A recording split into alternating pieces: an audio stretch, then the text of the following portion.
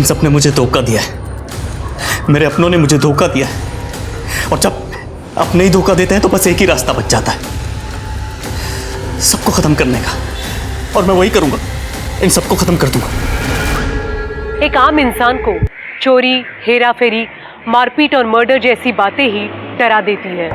एक आम इंसान जितना हो सके खुद को इन सब कामों से दूर रखता है, पर जब एक आम इंसान हवस, लालच, गुस्से और बदले के प्रभाव में आता है तब वो क्रिमिनल बन जाता है।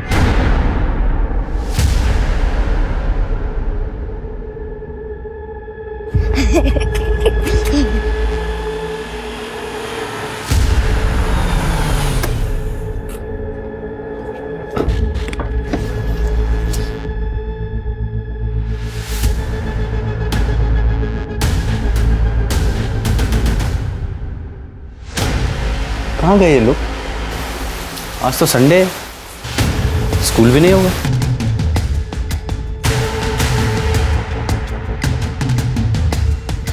अरे बेटा यहाँ आना। जिया और रोहन कहाँ हैं? अरे अंकल वो तो यहाँ नहीं है और वो काफी दिनों से खेलने नहीं आए।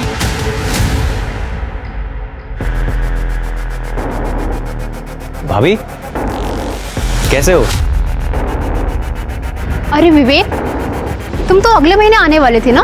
हाँ, वो जिया का बर्थडे आ रहा था ना, तो उसने बहुत जिद की थी, तो इसीलिए सोचा कि उसे सरप्राइज दे दूं। सपना और बच्चे नहीं दिखाई दे रहे हैं, मुझे लगा आपके यहाँ आए होंगे। क्या हुआ भाभी? विवेक, जब तुम यहाँ नहीं होते हो तो सपना बच्चों को लेके मायके चली जाती है। मायके? अपने पेरेंट्स के यहाँ निर्वारी में? सपना तो, और कब से? ये 1-1.5 साल हो गया है। अब विवेक, सपना को कुछ मत बोलना कि मैंने तुम्हें सब कुछ बताया है। भाभी जी पत्ता गोभी कितना कर दूं? आप आधा किलो कर दीजिए। ये डालिए। हाँ, और भिंडी भी ले लीजिए ना भाभी जी। नहीं, भिंडी पसंद नहीं मुझे। अरे भाभी जी आपको तो पसंद है ना, आधा किलो भिंडी दे देता हूँ आपको, ताजी ताजी भिंडी है। हाँ? तुझे नहीं बोला ना भिंडी? और ये क्या भाभी जी करता है तू? साले अब मर्दों से बात करने में तेरी जबान टेढ़ी हो जाती है। हाँ भैया वो क्या है ना कि मैं बसी हुई, सॉरी गगन जी जाने दीजिए ना कहीं। और आज तो मैं तेरी ऐसी हालत करूंगा कि किसी से बात करने लायक नहीं छोड़ूंगा। भैया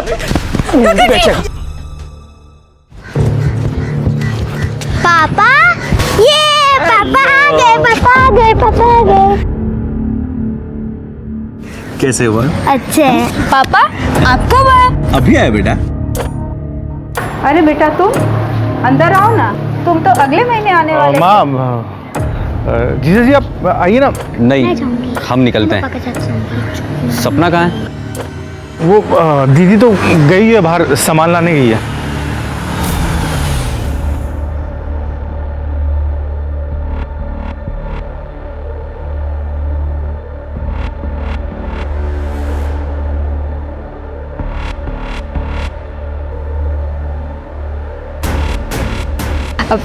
विवेक तुम यहाँ? व्हाट अ सरप्राइज विवेक, कैसे हो? सरप्राइज तो तुमने दिया है मुझे। इतनी तैयार होकर कहाँ गई थी? किसके साथ घूम रही थी? कौन था वो? वो तो यही हमारे नेबर हैं, अभी शिफ्ट हुए हैं। पापा के लिए दवाई लेने गई थी तो वो मिल गए रास्ते में और लिफ्ट दे दी। दवा लेने? इतने तैयार होकर? दवा कहाँ है? कहाँ है दवा? वो थी नहीं, आउट ऑफ स्टॉक थी। अभी थोड़ी देर में फिर से जाना है लेने, ऑर्डर दे दिया है। तैयार? अरे ये तो निर्मल, तुम्हें बताना चाहिए था ना विवेक को कि हम तुम्हें प्रमोशन मिला और लंच पर गए थे। कौन बताएगा? हाँ मुझे प्रमोशन मिला जीजा जी, अब पता होता आप आ रहे हो तो हम डिनर पे चलते ना साथ में। अरे बेटा अंदर चलो, बाहर बहुत मच्छर है, आ जाओ। नहीं, चलिए हम चलेंगे। चलो जिया, चलो बेटा। अरे ऐसा कोई मारता है किसी को सरेआम? लोगों ने फोन करके मुझे बताया। अरे भाई साहब, आपके घर की बहू है मेरी भांजी, इसकी कोई इज्जत है कि नहीं इस घर में? आपको आपके बहू के साथ कोई स्टे नहीं है? भाई साहब, मैंने अपने बच्चे को इस घर में इसलिए दिया था कि इस घर में वो राज करेगी, खुश रहेगी, लेकिन आपका बेटा तो कभी भी इसके ऊपर हाथ उठा देता है। बंसी भाई साहब, गगन का गुस्सा तो आप जानते ही है ना, उसने आज दवाई नहीं ली थी। आप चिंता मत कीजिए भाई साहब, आज मैं उसे खूब डांटूंगा। अरे अब डांटने से क्या होगा भाई साहब, बचपन में उसे डांटा होता ना तो आज ये नौबत नहीं आती। ओ मामा जी, बहुत हो गया अब। हाँ, ये बेटी आपकी शादी से पहले थी, अब ये हमारी बीवी है। हम जो चाहे वो करें, और पति पत्नी के बीच बोलना अच्छी बात नहीं होती है। तूने शिकायत किया क्या? नहीं। Shut up! दूर हट जा बहू से। गगन बेटा, तूने आज दवाई नहीं ली थी, ये दवाई ले। बहू, इसे अंदर ले जाओ बेटा। जाओ जाओ गगन।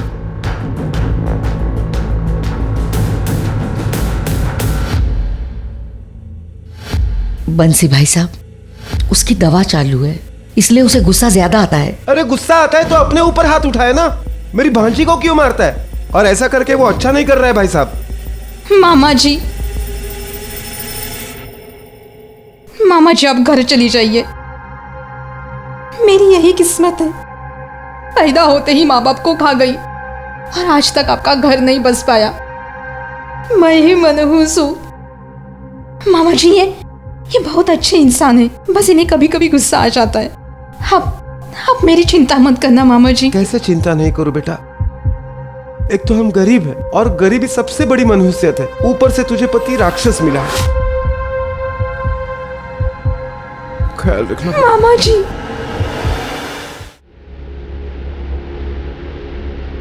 मुझे मेरे घर वालों के सामने विलन बना दिया, और खुद ने क्या किया?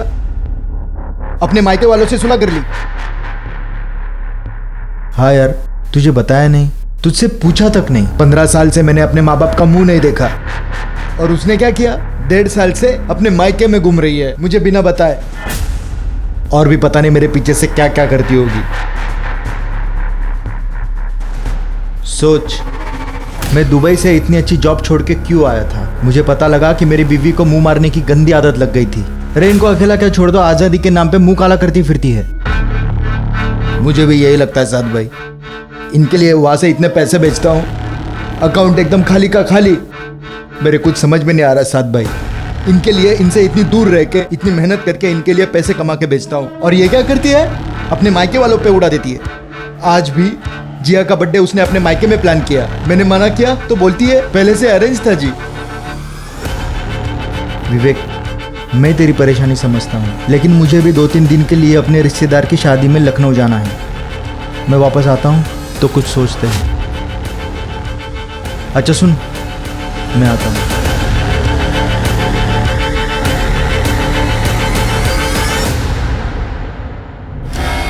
सॉरी भाभी, गलती से लग गया ऐसे। सब समझती हूँ मैं, तुम्हारी गलती और हाथ लगाना पहली बार नहीं है ये साथ। मुझसे दूर रहो, नहीं तो क्या? नहीं तो विवेक को सब कुछ बता दूंगी। ओहो, पति आ गया तो अब तेवर दिखा रही हो, बोलना मत हो जाएगा भी। वैसे मैं हूँ always at your service.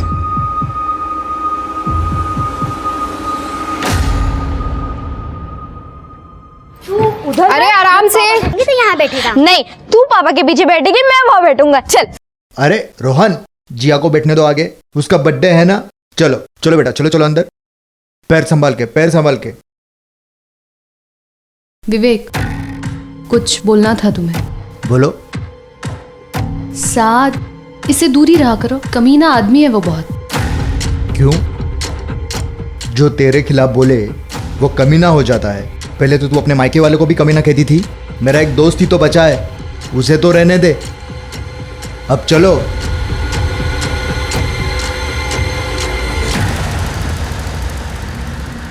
Happy birthday to you, happy birthday to you.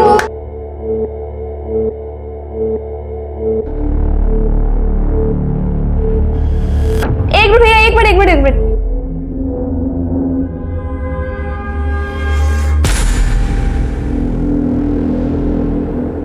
तो आप क्या करने वाले हो? पार्टी टाइम, म्यूजिक डांस, मस्ती एंड कोल्ड ड्रिंक्स। सपना, मैं आता हूँ।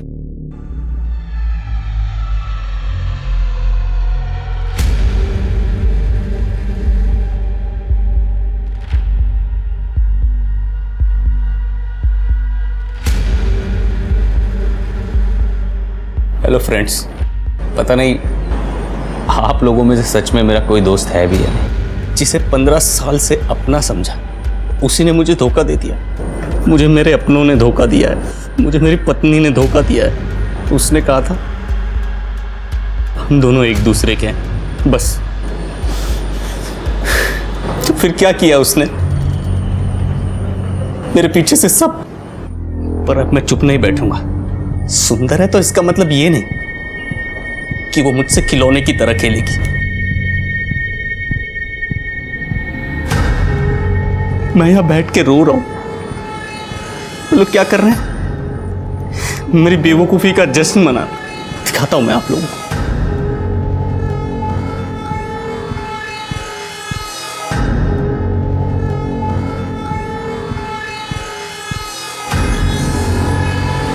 अब बस एक ही रास्ता इन सबको खत्म करने का, और मैं वही करूंगा।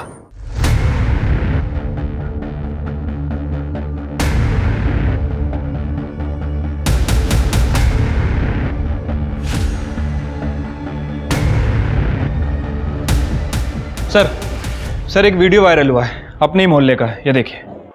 मुझे मेरे अपनों ने धोखा दिया है, मुझे मेरी पत्नी ने धोखा दिया है। अब बस एक ही रास्ता है इन सबको खत्म करने का। इस वीडियो में तो ये आदमी अपनी ही फैमिली को मारने की बात कर रहा है। शर्मा, जल्दी से जल्दी इसका एड्रेस पता करो, या एक काम करो, ब्रॉडबैंड वालों को फ़ोन करो, उनसे इसकी लोकेशन निकलवाओ। सर रात हो गई है, ब्रॉडबैंड ऑफिस तो बंद है। हालांकि मैंने अर्जेंट रिक्वेस्ट डाल दी है और बीट चौकी को भी इन्फॉर्म कर दिया है कि जहाँ ये बंदा दिखे इसे पकड़ लें। लेकिन सर मुझे नहीं लगता कि सुबह से पहले कुछ हो पाएगा। कहीं ये रात में ही कुछ कांड ना कर दे। अरे पापा आ गए। बस एक लास्ट वीडियो बना दे। ओके।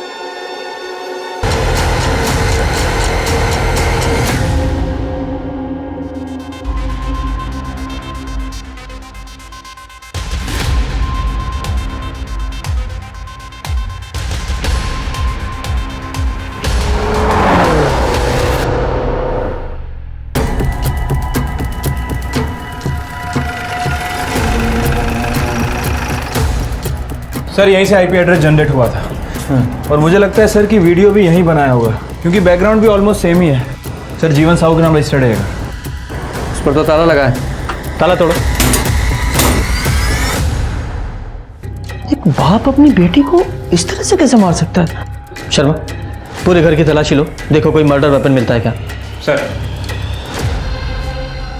सर पूरा घर अच्छे से चेक किया सर, मोस्टली चीज़ें एज इट इज़ हैं। मुझे लगता है कि ये काम उस वीडियो वाले का ही है। हमने पता किया है, विवेक नाम है उसका। सर ये रॉड मिली है और इसमें थोड़ा ब्लड भी है। लगता है यही मर्डर वेपन है, लेकिन इतना सा ब्लड। सर मुझे लगता है कि जो भी कातिल था उसने ब्लड साफ किया है। ये देखिए ना, बॉडी के पास भी ज़्यादा ब्लड नहीं है और घर भी ऑलमोस्ट साफ ही है, ज़रा सी भी धूल नहीं है। इस विवेक कुमार ने ये सब कुछ बहुत प्लानिंग के साथ किया है। अगर उसकी वीडियो में पहले मिल जाती तो ये सब कुछ नहीं होता। इस क्राइम को हम रोक सकते थे।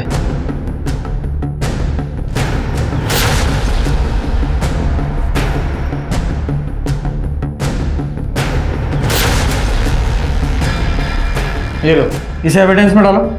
सर मच्छर?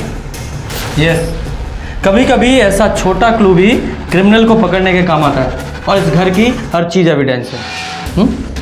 शर्मा, हर एक बॉडी के पूरे क्राइम सीन के फोटोग्राफ्स निकलवाओ, पूरे घर का फॉरेंसिक कराओ। और ये सबके फ़ोन मिले? जी सर। पूजा, सारे फ़ोन्स को फॉरेंसिक में भेजो, पता लगाओ कि विवेक का नंबर उसमें है या नहीं। ज़रूर होगा, उसे ट्रैकिंग पे डालो। जी सर। और शर्मा, तुम ज़रा आसपास पूछताछ करो, और ये भी पता करो कि इस विवेक को कोई मानसिक बीमारी थी क्या, या कोई अफेयर था क्या, क्योंकि यूं ही कोई अपने परिवार को नहीं मारेगा। Right sir. आप इसलिए लिहाज कर रहे हैं, आपका याद रखिए। किसी को मारने में हम जरा नहीं सोचते।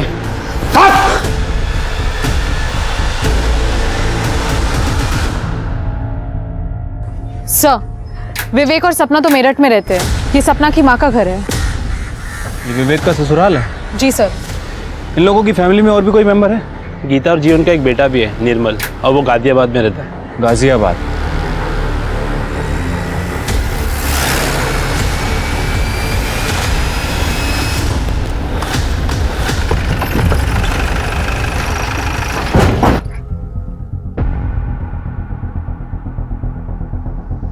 ताला लगा हुआ है। पवन ताला तोड़ो। साइमा, क्या हुआ? पुलिस आई है।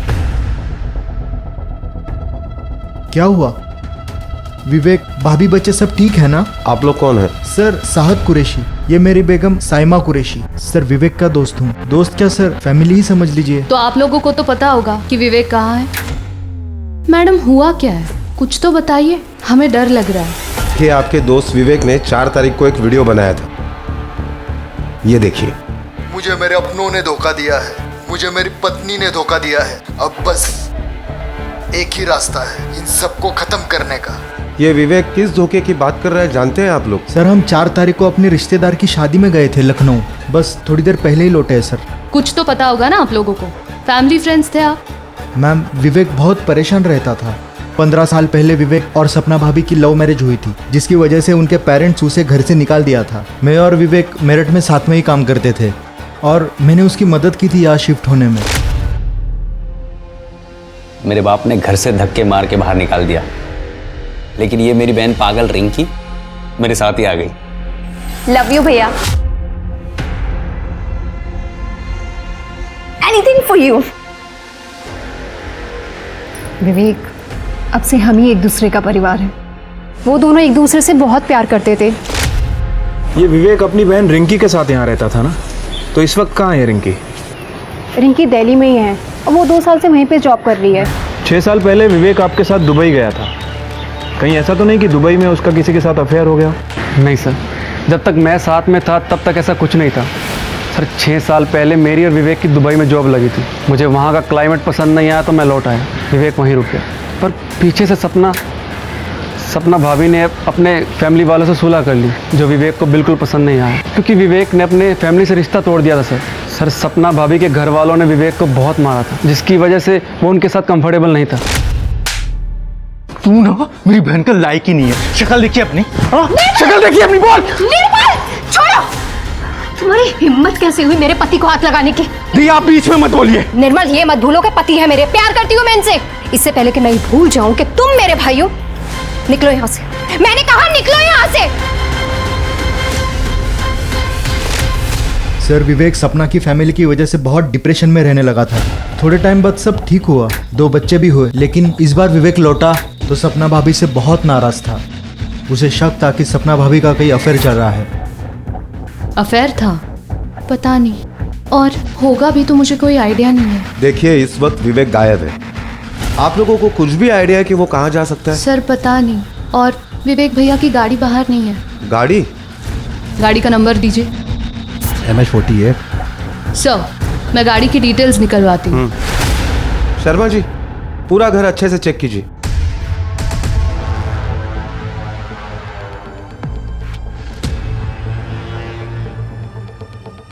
सर, अंदर ये लैपटॉप मिला है, लेकिन इसमें पासवर्ड लगा है सर। पासवर्ड है? जी सर, इसे मैं खोल सकता हूँ, मैं एक इंजीनियर हूँ। आप इसे 2-3 घंटे मेरे पास रहने दीजिए। 2-3 घंटे? हमारी IT टीम इसे 15 मिनट में खोल देगी। एविडेंस ऐसे ही नहीं दे सकते किसी को। चलो सर। क्या हुआ? तुम्हारे चेहरे का रंग क्यों उड़ गया? उस लैपटॉप में तुम्हारे खिलाफ कुछ है क्या?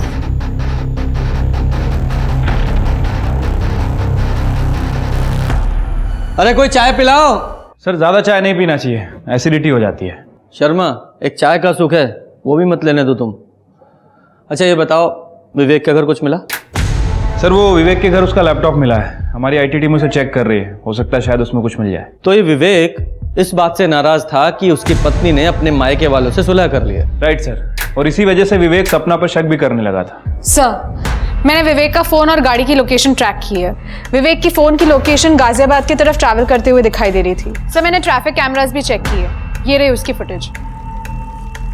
सर, ये देखिए। लेकिन सर, सन गार्ड डाउन होने की वजह से विवेक का फेस नहीं दिखाई दे रहा है। लेकिन सर, ये विवेक ही है। ये देखिए, उसके सोशल मीडिया पे मैंने चेक किया था। ये फोटो में विवेक ने एग्जैक्टली सेम शर्ट पहनी है जो यहाँ पे दिख रही है। सर, विवेक की गाड़ी गाजियाबाद की तरफ जा रही है और गाजियाबाद में सपना का भाई निर्मल भी रहता है, और ये निर्मल ने विवेक के ऊपर हमला किया था। कहीं ऐसा तो नहीं कि ये विवेक निर्मल को मारने के लिए गाजियाबाद जा रहा हो? शर्मा, ये गाजियाबाद पुलिस को इन्फॉर्म करो और ये पर्सनली निर्मल को भी इन्फॉर्म करो। Right sir. और पूजा, तुम ट्रैफिक पुलिस से कोऑर्डिनेट करके ये विवेक की गाड़ी को ट्रैप कराओ। जी सर।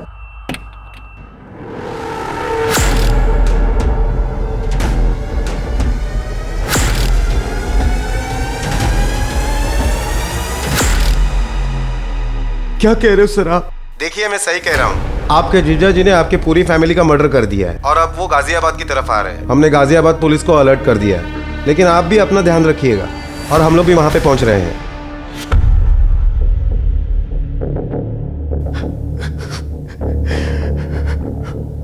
क्या हुआ?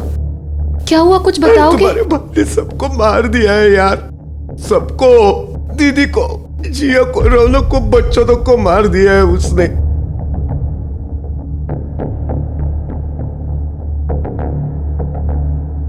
कहीं भैया को पता तो नहीं चल गया हमारी शादी के बारे में?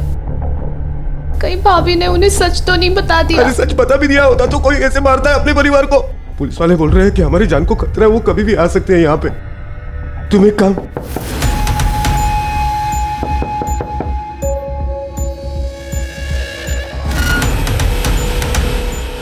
कौन है?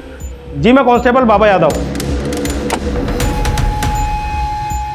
जी हमें आपकी सुरक्षा के लिए भेजा है पुलिस चौकी से, बस यही इन्फॉर्म करना था। Thank you sir.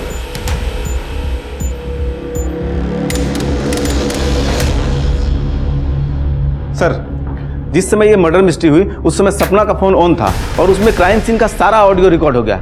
ये आईटी वालों ने दिया। वेरी गुड, ठीक है।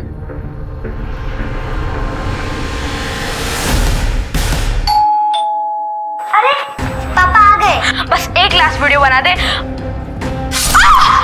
मम्मा! मम्मा यानी कि सपना। रौनक भाग, जल्दी भाग!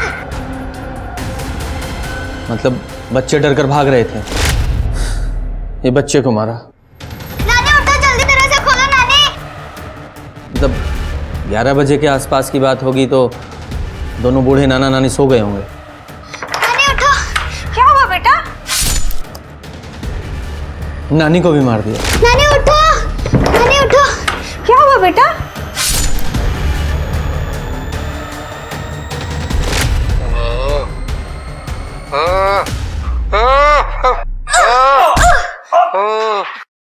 ये नाना तो पैरालाइज था, ये बच्ची ने स्ट्रगल किया था।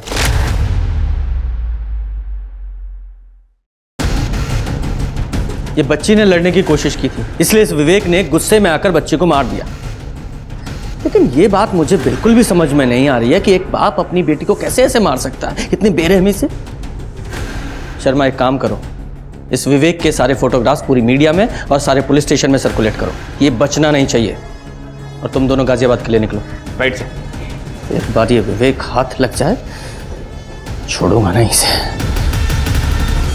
मुझे अभी भी एक बात समझ नहीं आ रही है कि आखिर आप लोगों ने अपनी शादी की बात छुपाई क्यों? भैया निर्मल और उसकी फैमिली से नफरत करते थे, पर हमारा जॉब एक ही ऑफिस में लग गया था। वी फेल इन लव, हमने शादी की, पर सपना भाभी के अलावा ये सच किसी को नहीं पता था। लेकिन विवेक को ये बात पता चल गई। भैया को शक हो गया था कि भाभी ने सारे पैसे कहीं उड़ा दिए और उनका किसी के साथ अफेयर है। दीदी के मुंह से निकल गया था एक्चुअली। मायके वाला पड़ोसी यहां तक आ गया। कौन था वो? क्या दे रही थी तुम उसको? वो विवेक, मैंने उससे कुछ पैसे उधार लिए थे, बस वही वापस। तुम, मैं सुंदर नहीं हूं, इसीलिए तुम उस हैंडसम लड़के के साथ चक्कर चला रही हो ना? अफेयर चल रहा है ना तुम्हारा? तुम छोड़ने वाली हो ना मुझे? नहीं विवेक, ऐसी कोई भी बात नहीं है। मैंने बस उससे पैसे उधार लिए और कुछ भी नहीं। बकवास! मैं तुम्हें अच्छे पैसे भेजता हूं, फिर तुमको उधार लेने की क्या जरूरत पड़ी? हैं? कैसे भरोसा करूं मैं तुम पे? वो मुझे निर्मल की शादी के लिए पैसे उधार लेने पड़े। निर्मल ने शादी कर ली? हाँ, वो भी घर वालों से छुप कर। लड़की दूसरी कास्ट की है, हमारी तरह बिल्कुल सेम। उसने मुझसे हेल्प मांगी और बस मैंने उसकी हेल्प कर दी और कुछ भी नहीं। जिस लड़के ने मुझे मारा तुमने उसकी हेल्प की? पर थैंकफुली रिंकी यहाँ पे नहीं थी, वो अपने ऑफिस के ट्रिप पे बाहर गई हुई थी। जीजा जी चाय पीजिए ना। अरे भाई कब तक खुद चाय बनाते रहोगे? शादी वादी कर लो। बस थोड़ा सेटल हो जाऊं तो फिर शादी करूंगा। सेटल नहीं हुए अभी तक? तेरी बहन तो बोल रही थी कि उसने शादी के लिए पैसे दिए तुझे, तूने शादी कर ली। क्या? आपने क्यों बताया कि मेरी शादी की बात उनको क्यों बताई? उन्होंने मुझे जतिन के साथ देख लिया था, उस टाइम कुछ समझ भी नहीं आया और मैंने ये बोल दिया। तुम्हारी बहन ने वो सारे पैसे कहाँ खर्च किए थे कुछ पता है? जीजा जी दीदी को बहुत पैसे बेचते थे, बाद में उनको लगा कि घर पे बैठने से अच्छा है कि किसी कंपनी में इन्वेस्ट कर दे, लेकिन वो कंपनी तो फ्रॉड निकली। और जतिन सर वो आदमी है जिससे दीदी ने पैसे उधार लिए थे। बाद में जतिन दीदी को परेशान करने लगा और दीदी ने जीजा जी के सारे भेजे हुए पैसे जतिन को देने लगी, लेकिन वो इसी वजह से मिल रहे थे, उनके बीच कोई अफेयर नहीं था सर। मतलब विवेक को पूरी बात पता नहीं थी? दीदी ने बताया जीजा जी को, लेकिन उनको विश्वास ही नहीं हुआ और इस वजह से जिया की बर्थडे पार्टी पे वो नाराज ही थे। डांस, मस्ती एंड कोल्ड ड्रिंक्स। सपना मैं आता हूँ। अच्छा, आप दोनों बर्थडे पार्टी में गए थे? हाँ सर, पर एज अ हस्बैंड वाइफ नहीं। मैं उसी दिन वापस आ गया था और रिंकी नेक्स्ट डे वापस आई थी। मतलब रिंकी आपके भाई ने वहाँ से आपका निकलने का इंतज़ार किया और उसके बाद उसने सारी फैमिली का मर्डर कर दिया। आपका भाई इस तरह की मानसिक स्थिति से गुजर रहा था, आपको थोड़ा भी अंदाज़ा नहीं हुआ? मैं तो सोच भी नहीं सकती कि भैया ऐसा कर सकते थे, पर वो सबसे बहुत नाराज थे और मुझे लग रहा था कि मैं सब ठीक कर दूंगी, फैमिली से सुलह करा दूंगी। फैमिली से सुलह मतलब? एक दिन मैंने भैया को उनके घर से पिक किया था, हम दोनों सोनीपत गए थे अपने पेरेंट्स से मिलने। मैं चाह रही थी कि जब भाभी अपनी फैमिली के पास है तो भैया अकेले क्यों रहे। सोनीपत में सब कुछ ठीक था?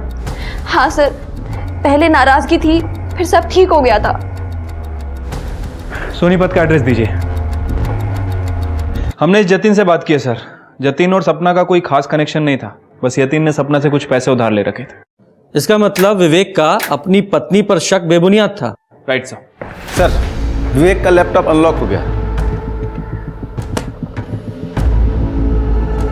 सर ये देखिए, इसमें एक वीडियो भी है, ऑन करो। साथ सही कहता है, औरतों को अकेला नहीं छोड़ना चाहिए। मेरी बीवी मेरी नहीं रही, सब कुछ बर्बाद कर दिया उसने वो सब कुछ किया जो मैं सपने में भी नहीं सोच सकता था। ऊपर से कहती है साथ उस पे हाथ डालता है। मैं सुंदर नहीं हूं ना, इसीलिए ये सब कुछ हो रहा है। शादी करना गुनाह है क्या? इसका मतलब इस साध ने हमसे झूठ बोला है। उठाओ इसे। तूने सपना पे हाथ डाला था ना? तूने और विवेक ने मिलकर सबको मारने का प्लान बनाया था ना, और बाद में उसे भगा दिया? नहीं सर, मैंने ऐसा कुछ नहीं किया। हाँ वो अकेली थी, मैं चाहता था कि उसकी बीवी के साथ एक रात बिताऊं, ताकि मुझे फीलिंग ना आए कि उस जैसे बद्दे दिखने वाले आदमी की बीवी वफादार और मेरी नहीं। मैं बस सर इसलिए ट्राई मारता था सर। दोबारा छूने की कोशिश की ना तो छोड़ूंगी नहीं तुम्हें। सदा नाटक किया ना तो विवेक की नौकरी छुड़वा दूंगा, फिर सड़क पे आ जाओगे सब लोग। गरीबी में रह लूंगी, लेकिन अपने पति को कभी नहीं छोड़ूंगी। उन्हें कभी धोखा नहीं दूंगी मैं, समझे तुम? ट्राई मारता था और विवेक अपने घर सोनीपत गया था, ये पता था ना तुझे? हाँ सर, उसने बताया था। उसके पेरेंट्स काफ़ी खुश थे क्योंकि वो रिंकी दोनों वापस आ गए थे घर पे। पहले भाई से लड़ाई हुई थी क्योंकि पेरेंट्स ने कहा था कि वो बूढ़े हो गए और प्रॉपर्टीज़ के 3 हिस्से करना चाहते हैं। फिर बाद में वो मान गया सर। फिर वो लोग सर विवेक के डिवोर्स की बात कर रहे थे क्योंकि विवेक ने सपना के बारे में सब सच बता दिया था। लेकिन डिवोर्स देने के लिए एलिमनी लगती है, जो वो देना नहीं चाहता था, इसलिए तुम लोगों ने मिलकर सबको मार डाला। सच है ना ये? बोल। इस पूरे केस में विवेक ही प्राइम सस्पेक्ट था और वो पुलिस की पहुंच से बहुत दूर था।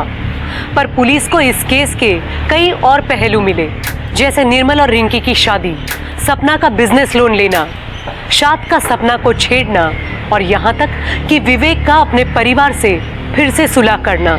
जहाँ पुलिस एक क्राइम की गुत्थी में उलझी हुई थी, पर इसी बीच पुलिस को एक ऐसी खबर मिली जिसने इस केस को अलग ही मोड़ दे दिया था। शर्मा, सोनीपत चलना पड़ेगा। सर, विवेक की गाड़ी मिल गई है और उसकी डिक्की में उसकी बॉडी भी है। विवेक की बॉडी? जी सर।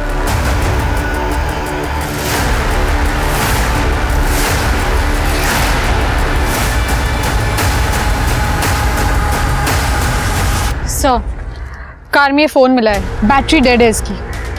ठीक है, सबको फोरेंसिक लैब में भेज दो। जी सर। 5 मर्डर का सस्पेक्ट यहाँ खुद मरा पड़ा है। ये बॉडी देखकर तो ऐसा लगता है कि मरे हुए भी 2-3 दिन हो चुके हैं इसे। सर मुझे लगता है कि कोई इसका हमशक्ल है जिसने इसकी पूरी फैमिली का मर्डर किया और उसके बाद मौका पाते ही विवेक का मर्डर कर दिया। लेकिन एक बात समझ में नहीं आ रही है कि किसी और ने उस बच्ची को इतनी बेरहमी से क्यों मारा होगा। ठीक है, बॉडी को पोस्टमार्टम के लिए भेजो, जरा आसपास देखो, पता करो कुछ पता चलता है क्या, और इसके फ़ोन को ट्रैकिंग पे डालो और इसकी लोकेशन से पूरी एक्टिविटी पता करो।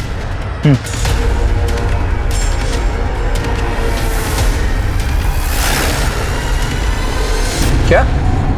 ठीक है, थैंक यू सर। मैंने सभी सस्पेक्ट के बैंक स्टेटमेंट चेक करवाए थे सर। ये सपना ने पूरी फैमिली मेंबर का इंश्योरेंस करा रखा था, लेकिन अभी इस निर्मल ने इन सभी के इंश्योरेंस का क्लेम किया है। और ये इंश्योरेंस कितने का था? तीनों का मिला के तकरीबन 25 लाख। 25 लाख? शर्मा, हो सकता है इस निर्मल ने ही इस इंश्योरेंस के पैसे के लिए सबका मर्डर किया हो। उसके दिमाग में शायद आइडिया आया होगा अपने जीजा का वीडियो देखने के बाद। गाजियाबाद पुलिस को फोन करो और इस निर्मल और इस रिंकी को उठवाओ।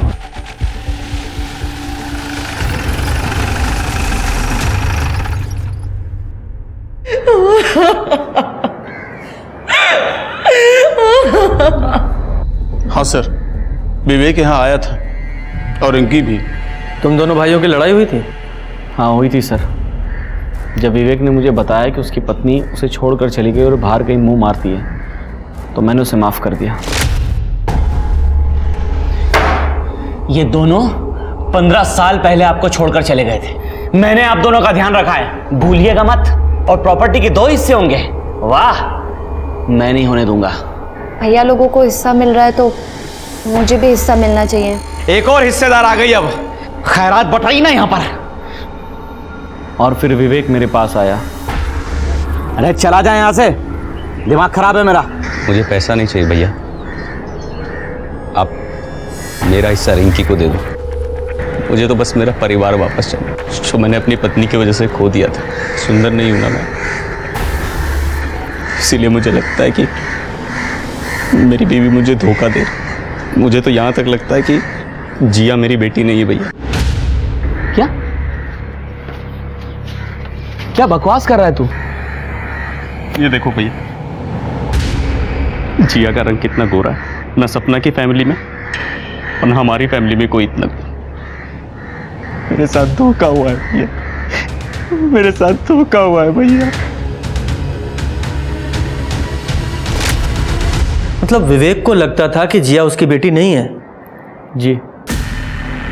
शर्मा, ये विवेक और जिया का डीएनए आपस में मैच करा के देखो।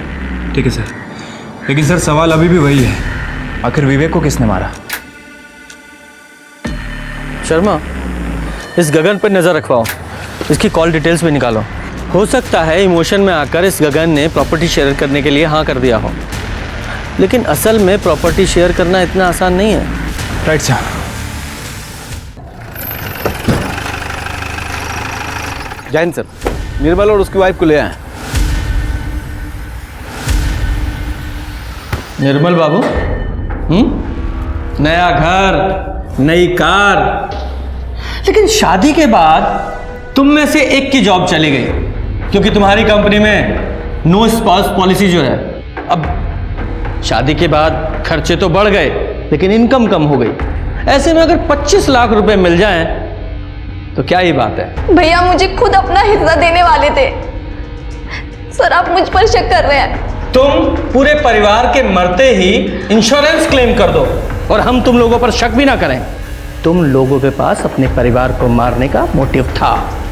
शर्मा, इन दोनों की पूरी हिस्ट्री और ज्योग्राफी निकालो। सर, सभी फैमिली मेंबर्स की पोस्टमार्टम रिपोर्ट आ गई है। सर, सभी की मौत रात में 11:30 से 1:30 बजे के बीच 5 से 6 अगस्त को हुई है। रौनक को तकिए से दम घोट के मारा गया, बाकी के लोगों को स्टैबिंग की गई थी। लेकिन जिया को पहले सर पे रॉड से मारा गया और उसके बाद उसे स्टैब किया गया। और सर, मैंने जिया और विवेक की डीएनए रिपोर्ट भी चेक की। जिया विवेक की बेटी थी। ये विवेक गधा, इसका शक बेबुनियाद निकला। रंग देखकर शक कर गया, सब कुछ खत्म कर दिया बेवकूफ ने। Right sir. और एक और इम्पोर्टेंट बात सर, विवेक की मौत 5 अगस्त को सुबह 9 बजे से 11 बजे के बीच में ही हो गई थी। क्या? 5 अगस्त की सुबह उसकी मौत हो गई। मतलब उसकी फैमिली को और ससुराल वालों को विवेक ने नहीं मारा। सारी घटनाओं को रीअरेंज करते हैं। 4 अगस्त को विवेक ने एक वीडियो बनाया जो काफ़ी वायरल हुआ। उसके बाद 5 अगस्त को विवेक गाड़ी लेकर घर से निकला और पीएम रिपोर्ट के हिसाब से उसका मर्डर हुआ। और फिर उसी दिन शाम को उसकी पूरी फैमिली को किसी ने मार दिया। इसका मतलब किसी ने पहले विवेक को मारा, फिर उसकी पूरी फैमिली को। शर्मा, एक काम करो, मेरठ से लेकर निवाड़ी, गाजियाबाद, सोनीपत सारे मूवमेंट्स ट्रैक करो। विवेक का मोबाइल यूज करो। अब हमें यह पता लगाना है कि इन सब का मर्डर किया किसने है, क्यों।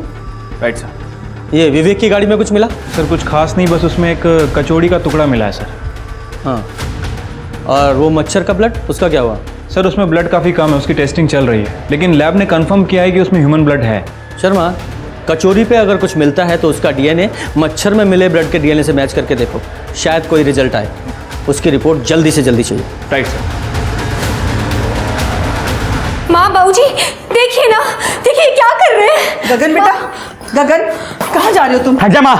मैं तुमसे पूछ रही हूँ कहाँ जा रहे हो तुम? मुझे नहीं रहना आप लोगों के साथ में। आप सबके सब मेरे दुश्मनों, समझे? गगन, अगर ऐसे बीवी को छोड़ के जाओगे तो सारी प्रॉपर्टी प्रिया के नाम कर दूंगा।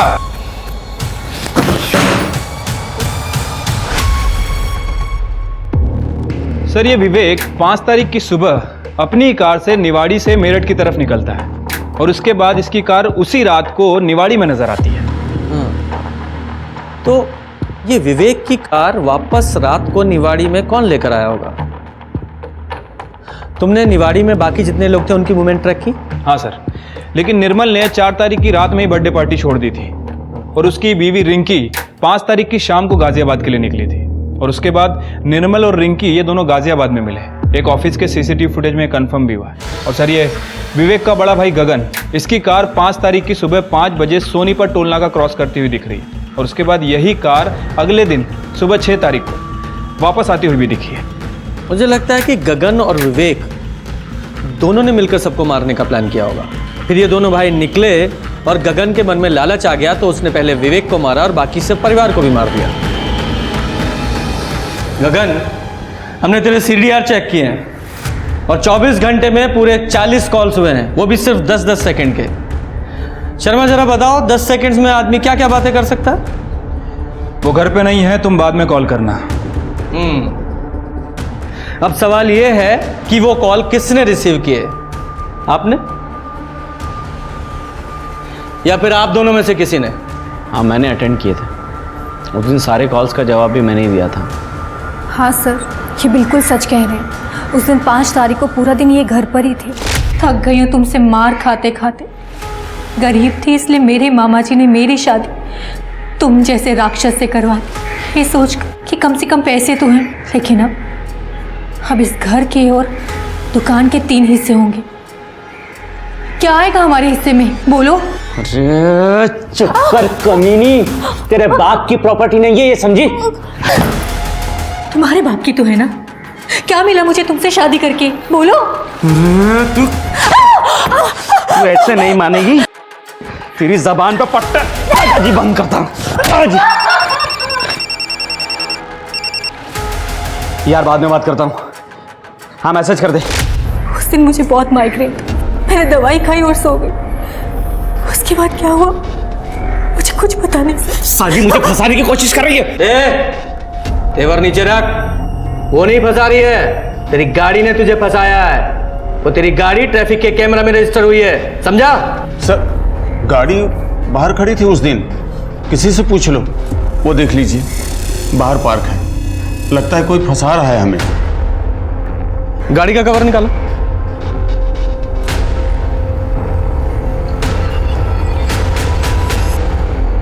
%100% वही गाड़ी है सर। शर्मा, ये फैमिली अपने इकलौते बेटे को बचाने की कोशिश कर रही है। एक काम करो, अरेस्ट करो इसे और इस पर डोमेस्टिक वायलेंस का केस भी डालो। एविडेंस तो है हमारे पास और इसकी पूरी फैमिली पे नजर रखो।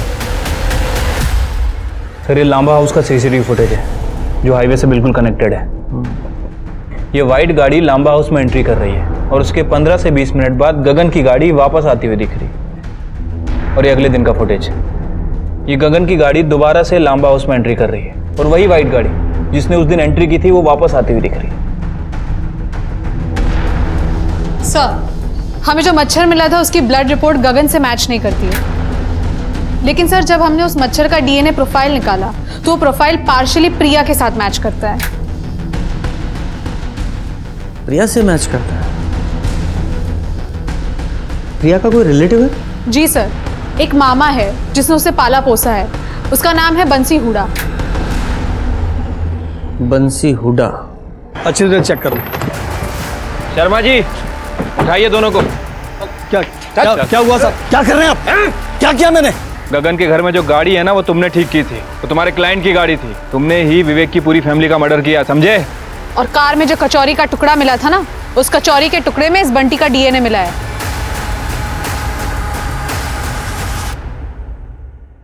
बहुत शातिर प्लान बनाया था ना तूने। मर्डर करते वक्त तुझे एक मच्छर ने काटा और तूने उस मच्छर को मार डाला। वो मच्छर हमें मिला और उसमें तेरा ब्लड। अब बोल। बेटा प्रिया, कल के दिन गगन घर से बाहर ना निकले, खासकर गाड़ी ड्राइव ना करे। ठीक है मामा जी।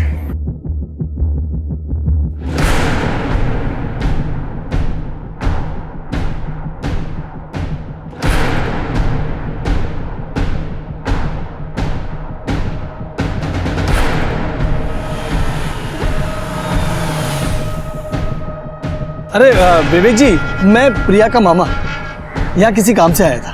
अरे मैं आपको कहीं छोड़ दूं क्या मामा जी? बेटा अगर स्टेशन छोड़ दो तो बहुत कृपा होगी। आइए ना।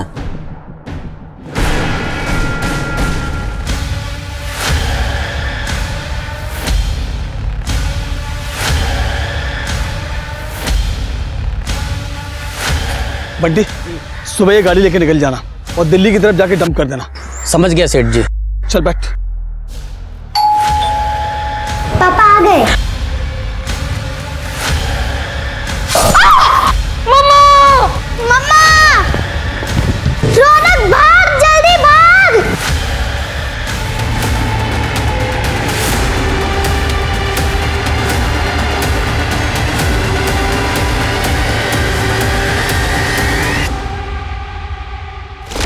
हम लोग गरीब थे साहब। प्रिया बहुत सुंदर थी, इसलिए उसकी शादी गगन से हो गई। लेकिन गगन सुंदर नहीं था, इसलिए उसको ऐसा लगता था कि कहीं प्रिया उसको छोड़ के न चली जाए, इसलिए उसको बहुत तकलीफ देता था साहब। लेकिन ये लोग पैसे वाले थे, प्रॉपर्टी थी, इसलिए मैंने सोचा कि जाने दो। लेकिन एक दिन अचानक वो गगन का छोटा भाई और बहन प्रॉपर्टी में हिस्सा लेने के लिए आ गए साहब। अरे मार खाए मेरी बच्ची साहब, और प्रॉपर्टी का हिस्सा ये लोग आपस में बांट लेंगे। फिर मैंने वो विवेक का वीडियो देखा और तुरंत दोनों भाइयों को फंसाने की चाल मेरे दिमाग में आ गई साहब। तुम्हारी भांजी के साथ गलत हो रहा था, उसका बदला लेने के लिए तुमने 6 निर्दोष लोगों को मार डाला। और सबसे बड़े दुख की बात तो यह है कि तुम्हारे साथ साथ वो तुम्हारी भांजी भी जेल जाएगी तुम्हारे क्राइम में सहयोग करने के लिए। बंसी क्रिमिनल नहीं था, पर गगन के बर्ताव की वजह से अपनी भांजी को सुखी देखने के लिए उसने 6 लोगों को मार दिया। याद रखिए, जिंदगी में हमें धोखा, झूठ, फरेब सब मिलेगा, पर अगर हम उसके चलते गुस्से, बदले और नफरत की भावना को अपने आप पर हावी होने देंगे तो हमें भी एक आम इंसान से क्रिमिनल बनते देर नहीं लगेगी।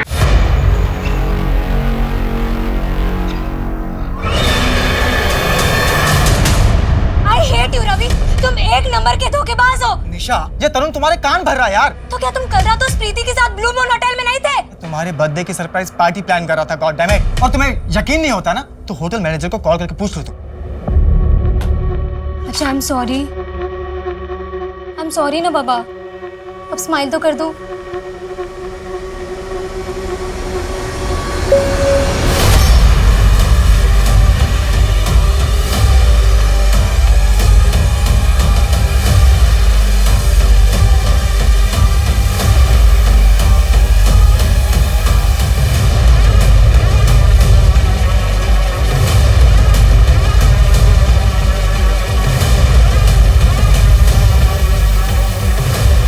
तो अच्छा हुआ प्रीति कि तुमने तरुण को होटल में आते हुए देख लिया था और हमने ये झूठी कहानी भी कर दी।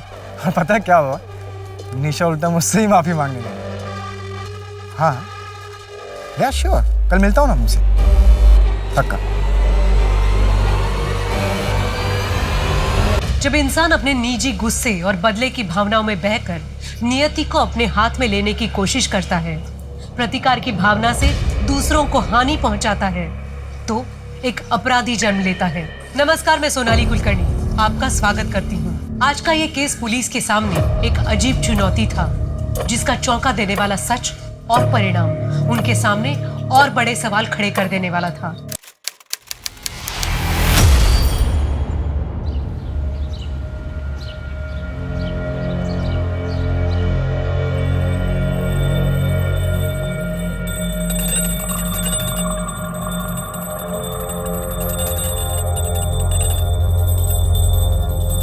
यार पारुल बंद करो ना, ये पागल है क्या? सुबह 3 बजे आके सो जाऊं ना, फिर भी सुबह सुबह घंटी लेके शुरू हो जाती है। भाभी से सीख कुछ, कभी किसी को डिस्टर्ब नहीं करती। एक तू है डेली शॉप की तरह पूरा घर सर पे उठा लेती है सुबह सुबह। निकल यहाँ से, चल मेरे घर में नहीं रहेगी, चल निकल निकल चल। क्या हल्ला मचा रखा है भैया? मेरा दिमाग खराब हो गया, इसको समझा समझा के मैं थक गया हूँ। तो इसका रोज का नाटक हो गया, अब मुझसे बर्दाश्त नहीं होता है। निकल मैं तो आपकी लंबी आयु के लिए बस पूजा कर। अरे तुम मंदिर जाके पूजा करना, मेरे कान में घंटी रोज रोज बताने की क्या जरूरत है तुझे? दीदी हाँ, आ गया तू, आ गया, लेके जा इस गंवार को। पता नहीं कौन सा पाप किया था जो इससे शादी हुई मेरी। इसकी जैसे औरत को मैं अपने घर का नौकर भी नहीं बनाऊं। बे तेरी हिम्मत कैसे है बे?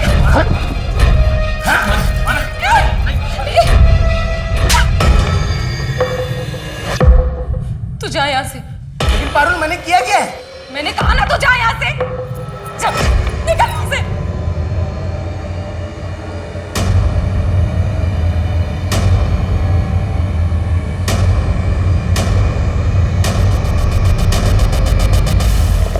प्रकाश, आप रात का खाना तो खाकर ही जाएंगे ना? हाँ जाएंगे, मतलब कहाँ जा रहे हैं? ग्वालियर।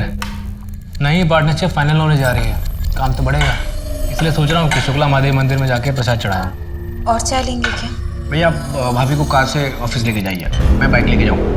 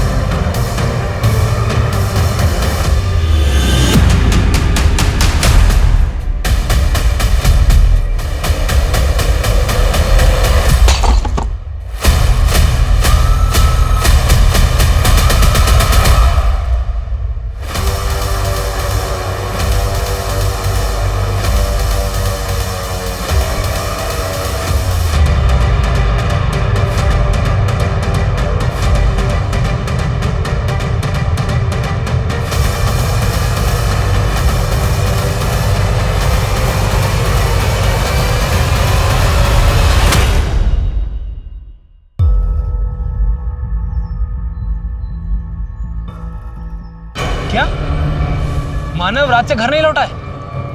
उसके दोस्तों से बात हुई तुम्हारी? मानव ने मुझे अपने किसी भी दोस्तों से नहीं मिलवाया। उनके किसी भी दोस्त का नंबर नहीं है मेरे पास।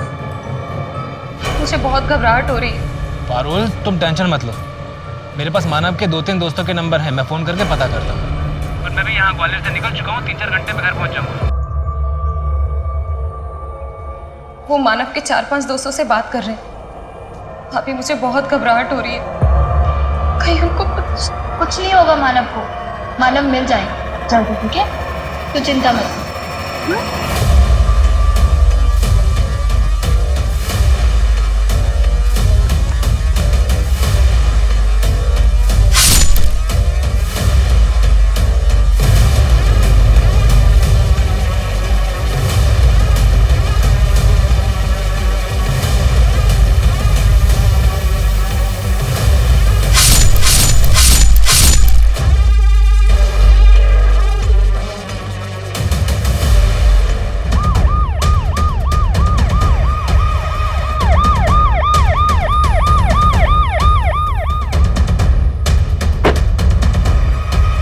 आइए मैडम।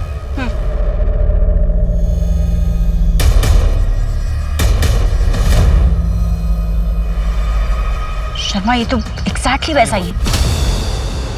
ठीक रवि की लाश की तरह। नहीं शर्मा, इसकी बॉडी रवि से ज्यादा डिकम्पोज्ड है और पोजीशन भी चेंज है। आपको लग रहा है कि इसे रवि से पहले मारा गया? अभी कुछ नहीं कह सकते। बॉडी को पोस्टमार्टम के लिए भेज दो और फॉरेंसिक वालों को बोलो पूरा एरिया स्कैन कर दें। उनको पर्सनली रिक्वेस्ट करो कि हर छोटी से छोटी डिटेल्स को ध्यान से देखें। पिछले क्राइम सीन से हमें कुछ नहीं मिला था, हो सकता है यहाँ से कुछ मिले। कातिल चुप नहीं रहने वाला। इससे पहले कि वो अपने अगले शिकार तक पहुंचे, हमें वहां तक पहुंचना है। Anika, Anika, I am home.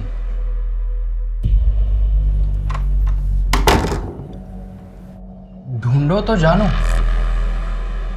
अच्छा, अनिका, टर्न बैक।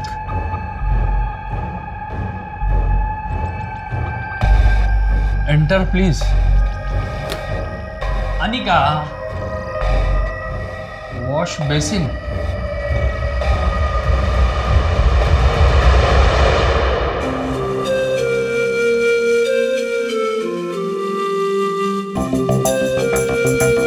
हेलो पापा।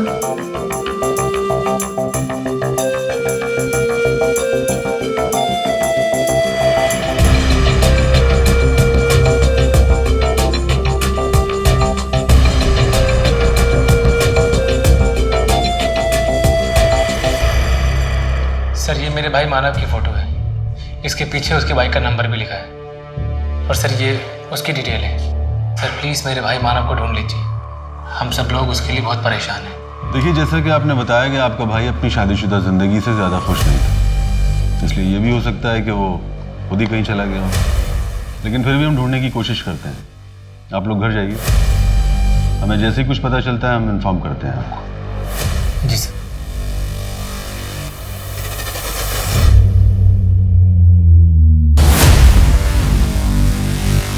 बस उनका बेटा।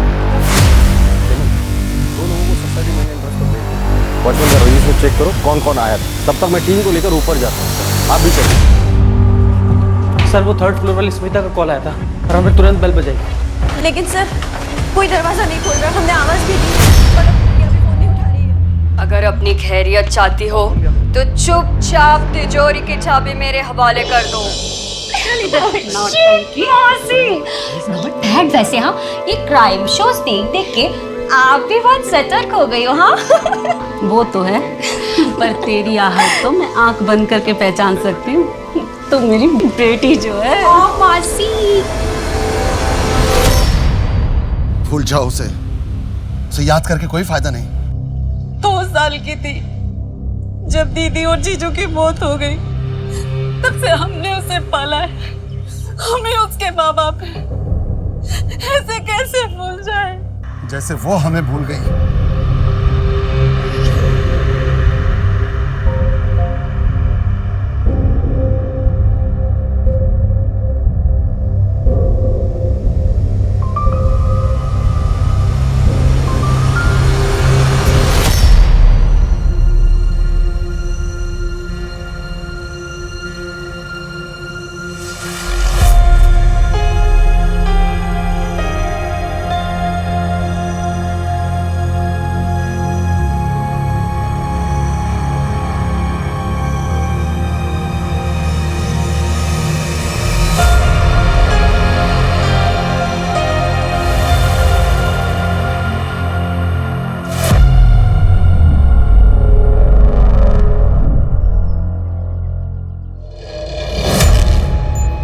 पोस्टमार्टम रिपोर्ट के मुताबिक जय की मौत 2.5 हफ्ते पहले 28 अप्रैल को रात 8 से 12 के बीच हुई थी। और गला काटने के लिए किलर ने अपने बाएं हाथ का इस्तेमाल किया था। और जो रस्सी इस्तेमाल हुई थी वो नारियल से बनी हुई कोई रोप थी। बॉडी पे कोई डीएनए ट्रेस मिला क्या? नहीं मैडम, बॉडी काफ़ी डिकम्पोज हो चुकी, पर हाँ पेट में अनडाइजेस्टेड ब्रुसेल्स स्प्राउट्स के ट्रेसेस मिले। जय की वाइफ अनिका बता रही थी कि जय को ब्रुसेल्स स्प्राउट्स सलाद काफ़ी पसंद था। ब्रुसेल्स स्प्राउट्स काफ़ी फैंसी फूड है। डाउट है कि इंदौर के किसी रेस्टोरेंट में मिलता भी होगा। मुझे लगता है शर्मा, तुम्हें शहर के बाकी सभी रेस्टोरेंट से बात करनी पड़ेगी। Okay madam. जय आर्किटेक्ट है और अभी कॉलेज स्टूडेंट। इन दोनों का आपस में क्या लिंक हो सकता है? अभी तक तो कुछ नहीं मिला मैडम, पर इनके घर वालों से और दोस्तों से बात की जा रही है। 3 शू मार्क्स मिले हैं ना? 6, 7, 8 समथिंग। रैंडम भी हो सकते हैं मैडम, वैसे सारे मार्क्स को ट्रैक कर रहे हैं।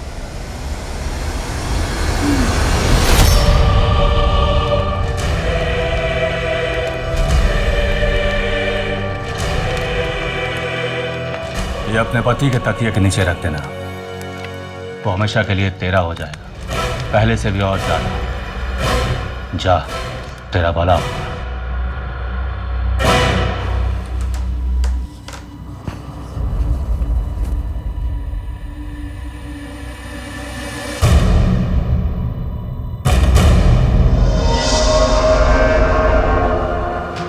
मैं बस कपड़े चेंज करने ही वाली हूँ। बहुत बोलती हो यार तुम, बहुत सुंदर लग रही है पारुल तुम। कहाँ छुपा के रखा था इस अवतार को?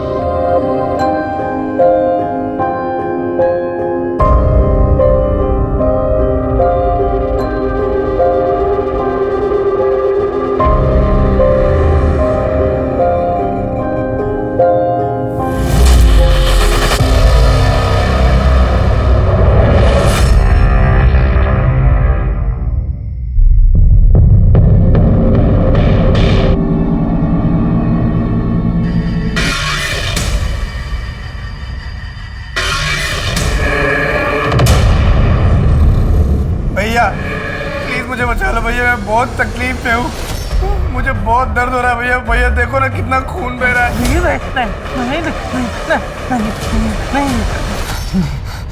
प्रकाश,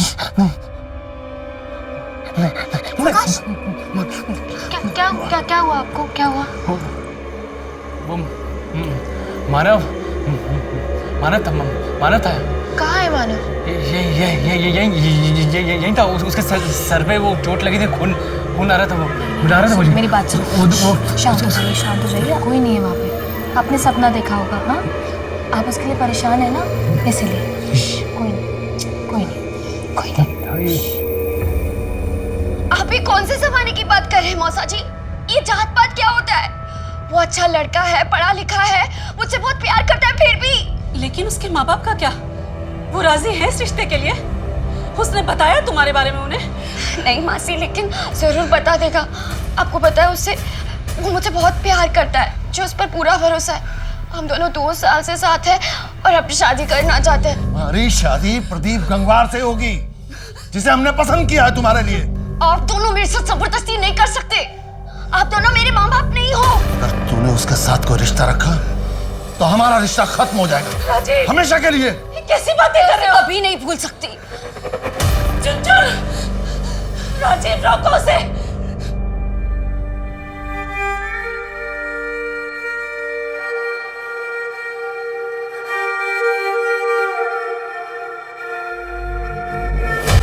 मई, जिस दिन से मानव मिसिंग है, उस दिन रात को मानव ने अपने बैंक अकाउंट से 10:25 पर 1 लाख रुपए विड्रॉ किए थे।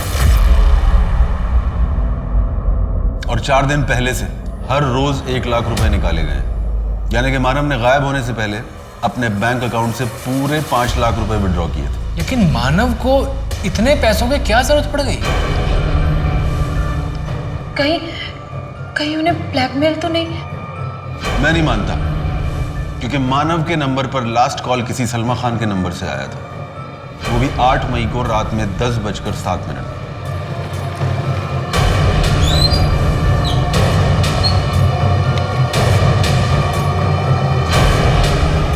हाँ बैठो।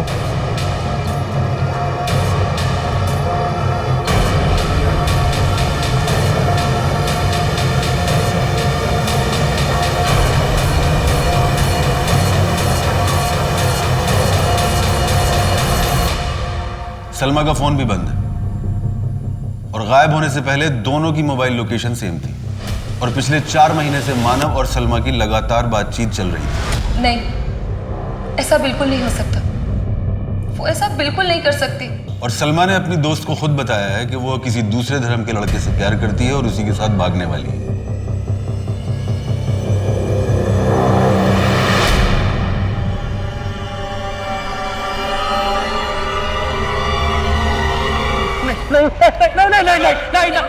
नहीं। क्या? आप ठीक तो है ना? नहीं। आप ठीक तो है ना? यहाँ से कोई नहीं है प्रकाश, यहाँ पे यहाँ से आज कुछ नहीं। कोई नहीं।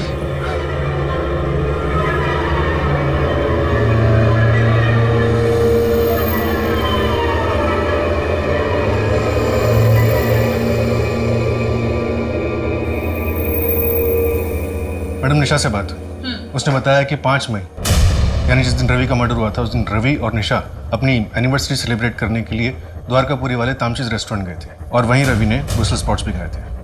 तामचीज? अनिका से बात करके पूछो, जय वहाँ जाता था क्या? मैडम अनिका को फ़ोन किया था, उसकी तबीयत ठीक नहीं है, प्रेग्नेंट है। डॉक्टर ने उसे स्ट्रेस लेने के लिए बात करने के लिए मना किया है। तामचीज रेस्टोरेंट में बात हुई क्या? नहीं मैडम, वहाँ भी बात नहीं हुई है। शर्मा, अनिका से बात नहीं हो रही, तामचीज में कुछ बात नहीं हो रही।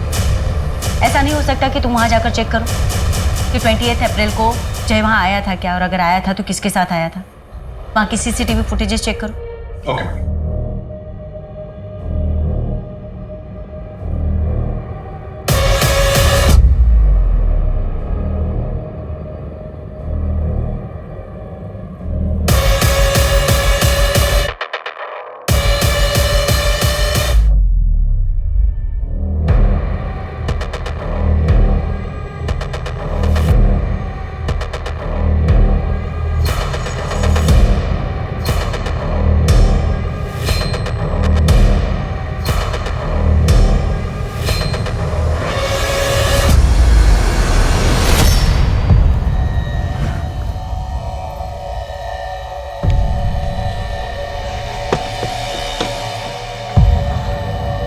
गुड नाइट साहब। दोबारा इस तरफ आए तो इस नाचीज को याद से नहीं करना।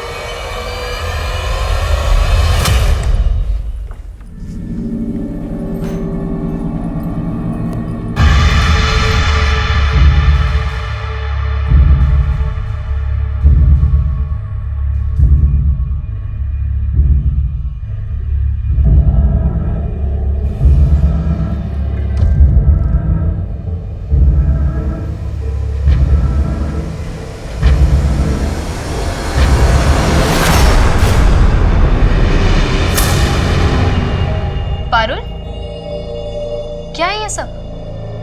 तुम्हारी वजह से प्रकाश को उल्टे सीधे सपने आते हैं। जादू टोना कर रही हो तुम?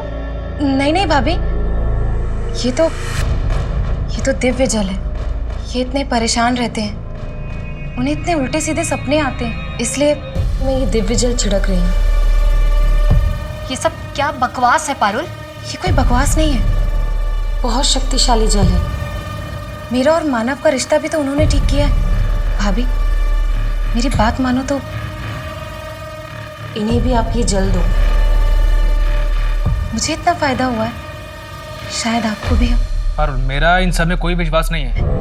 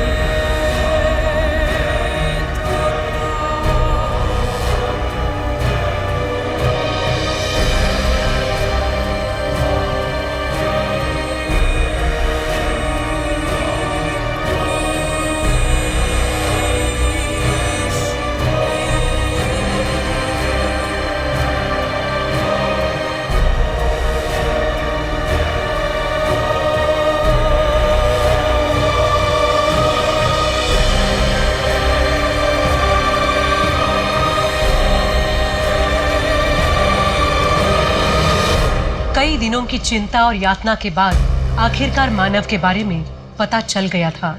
उसे भी बड़ी ही क्रूरता के साथ मौत के घाट उतार दिया गया था, लेकिन अब भी सलमा का कोई अता पता नहीं था। उसके साथ क्या हुआ था? मानव की लाश की बरामदगी के साथ मरे हुए लोगों की गिनती अब 3 की हो चुकी थी। पर क्या ये भयानक मर्डर्स कभी रुकने वाले थे? या फिर आने वाला कल ऐसे ही डर और उदासीनता से भरा हुआ होने वाला था। तो आपके हिसाब से मिस्टर सिंह, मानव के केस में आपको ज्यादा कुछ नहीं मिला था? मैडम, हम तो इसे इलोपमेंट का केस मानकर ही चल रहे थे। इन मर्डर्स की शुरुआत 28 अप्रैल 2021 को हुई थी। पहला विक्टिम था जय चौहान, उसके बाद दूसरा विक्टिम रवि कुमार, जिसे 5 मई 2021 को मारा गया, और फिर तीसरा विक्टिम मानव कप्सकर, जिसकी पोस्टमार्टम रिपोर्ट के हिसाब से उसकी मौत 8 मई 2021 को रात 11 बजे से 1 बजे के बीच में हुई थी। और इन तीनों विक्टिम्स की एज ग्रुप 20 से 30 के बीच में। मानव की बॉडी को भी फ्रेम किया गया और उसकी बॉडी के पास भी स्माइली बॉल मिला था, जो बाकी के विक्टिम्स के पास मिला था, राइट? वैसे किलर के प्रोफाइल के बारे में क्या इन्फॉर्मेशन है हमारे पास मिस्टर सिंह? यही कि वो एडल्ट मेल को टारगेट कर रहा है जिनकी उम्र 20 से 30 या 30 से 40 के बीच में है। किलर का शू साइज 7 नंबर या 8 नंबर रहा होगा।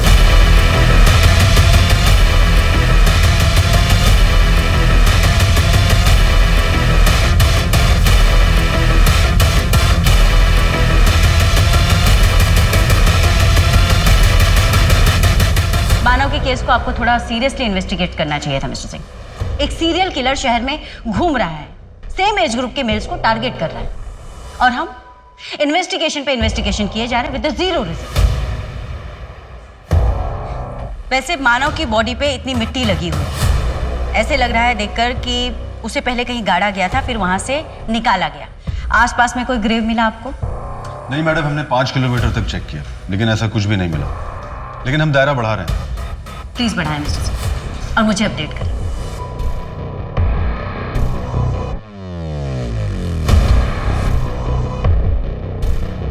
हेलो ऋषभ, तुम ठीक तो हो ना? ठीक हो मतलब? अचानक क्या हुआ तुम्हें? नहीं, बस ऐसे ही। I mean, घर पर ही हो ना? हाँ तो इस वक्त और कहाँ रहूँगा? सिमरन, ड्यूटी के वक्त इस समय मेरी याद आ रही है। मुझ पे प्यार आ रहा है ना? हाँ, आ जाता है कभी कभी। प्लीज अपना ध्यान रखना ऋषभ। एक मिनट। तुम उस सीरियल किलर की वजह से बोल रही हो ना? अरे भाई, मुझे कोई भी टारगेट नहीं करेगा, और तुम उस किलर पे ध्यान दो, ठीक है? I know. बाय।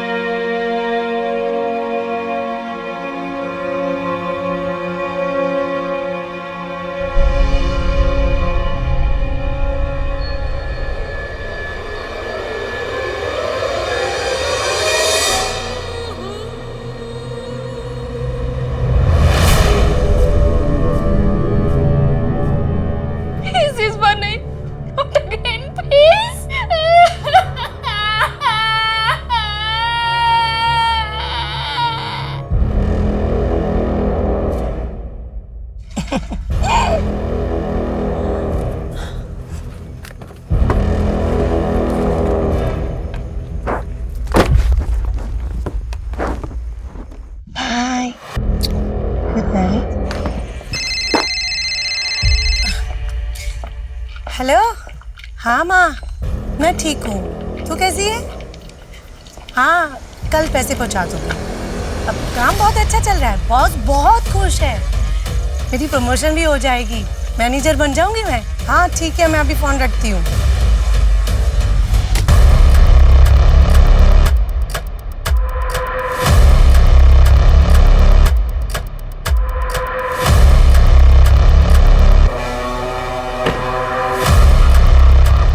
क्या हुआ शर्मा? मैडम, वो जो 4th विक्टिम की डेड बॉडी मिली थी, उसका नाम सलोनी बागची है। लोकल पुलिस स्टेशन में उसका अरेस्ट रिपोर्ट मिला। ये 4th विक्टिम लेडी? अभी तक हमें जो भी डेड बॉडी मिली हैं वो या तो प्रोफेशनल्स रहे हैं या फिर कॉलेज स्टूडेंट्स। एक तो औरत, ऊपर से सेक्स वर्कर। किलर ने अपना टारगेट बदल दिया है या फिर बढ़ा दिया है। इसकी डेड बॉडी के पास भी स्माइली बॉल मिला था क्या? इसकी डेड बॉडी के पास स्माइली बॉल नहीं मिला। तो मैडम, किलर क्या चाहता है कुछ समझ में नहीं आया, और सारे विक्टिम्स में कोई कड़ी भी नजर नहीं आ रही।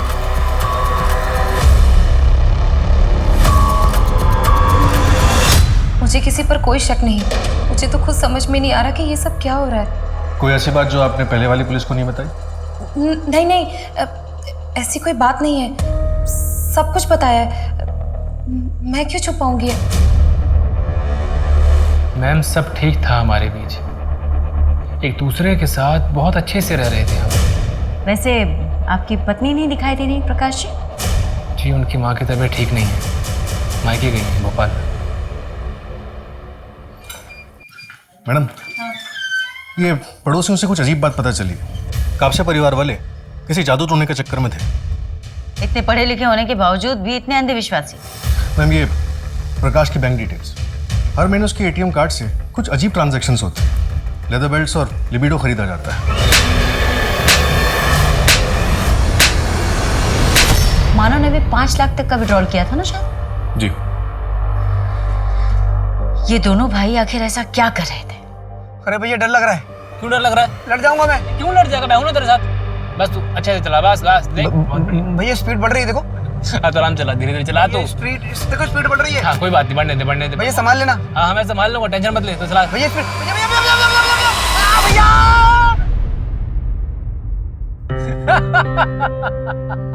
मैंने बोला था आपको। अरे तो टेंशन क्यों लेता है? तेरा भाई तेरे साथ है ना, तुझे कुछ होने नहीं देगा, समझा?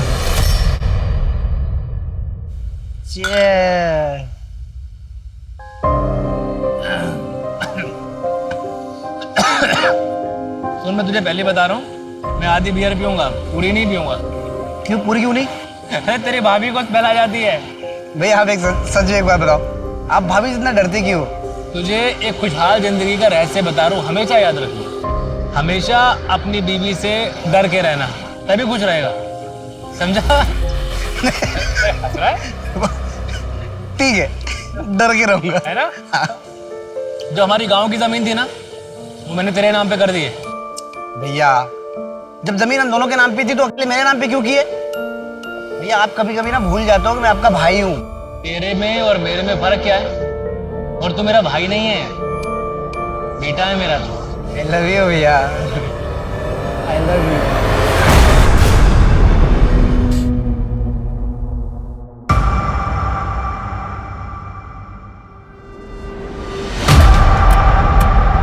पहला मर्डर हुआ है 28 अप्रैल को, सेकंड उसके एक हफ्ते बाद 5 मई को, और तीसरा उसके 3 दिन बाद 8 मई को, और चौथा 4 दिन बाद 12 मई को। यानी कि किलर को खून करने की लत लग चुकी है। वो अपने आप को ज्यादा दिन तक नहीं रोक पाएगा, और हमारे पास सबूत के नाम पे कुछ भी नहीं, कोई भी ऐसी लीड नहीं कि वो उस दिशा में आगे बढ़े, सिवाय इसके कि शायद वो लेफ्ट हैंडेड।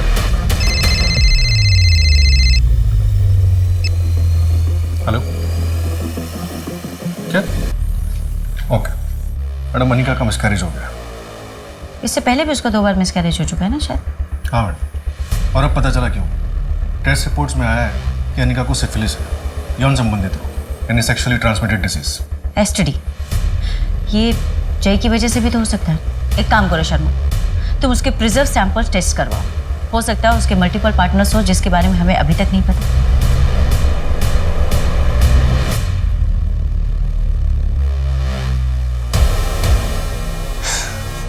एक बार को तो मुझे लगा कि तुम आओगे ही नहीं।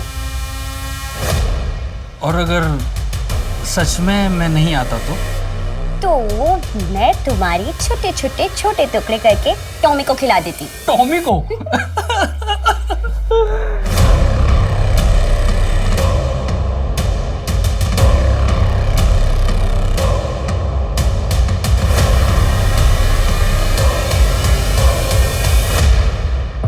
मैडम मानव के ऑफिस से पता चला है कि 8 मई को प्रकाश मानव पर काफी गुस्सा हुआ था।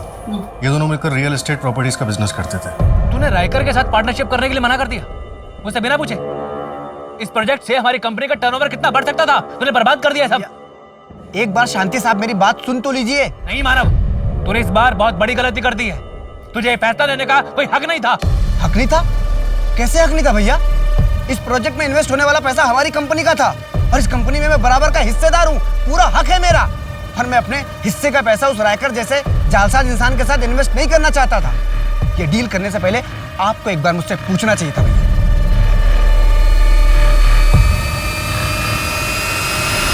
पैसा, प्रॉपर्टीज, जहाँ कहीं भी ये सब इन्वॉल्व होता है वहाँ पे अक्सर भाइयों में झगड़े हो जाते हैं। हो सकता है यहाँ पे भी ऐसे ही कुछ हुआ जो हमारी नजरों से चूक गया। एक काम करो, इस प्रकाश का ना सारा कच्चा चिट्ठा ओपन करो। प्रॉपर्टी, बिजनेस, इन्वेस्टमेंट, सारे रिकॉर्ड्स, सब कुछ रीचेक करो, कुछ भी मिसिंग नहीं होना चाहिए।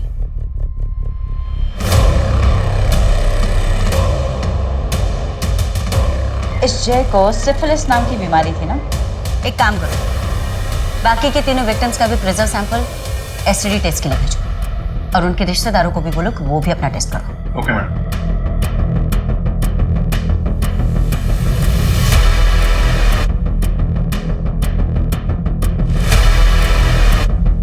शर्मा, ये कोई लेटर तो नहीं है?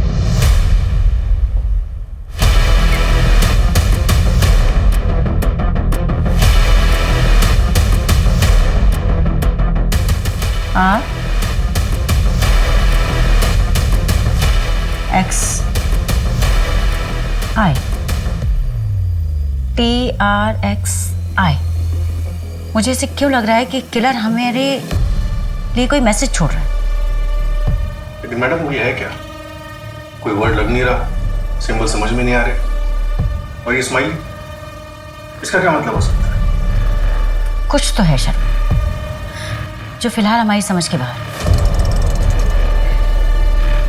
एक काम करो, ये सारे फोटोज ले जाकर इंदौर के साइकोलॉजी के प्रोफेसर को दो, उनसे कहो कि वो हमारी हेल्प करें। आई एम श्योर इन सब से हमें जरूर कोई ना कोई लीड मिलेगी। हाँ जया, वहाँ भोपाल में सब ठीक है? जैसे कि आप कुछ जानते ही नहीं है। प्रकाश, मुझे घर आना है। जया क्या जिद है ये? तुम अच्छे से जानती हो ना कि मैंने तुम्हें वहाँ तुम्हारी माँ के घर क्यों रहने के लिए बोला है। प्रकाश, भूत वूत कुछ नहीं होता है, ये सब तुम्हारे मन का वहम है। तुम्हें बस जितना कह रहा हूँ ना उतना किया करो।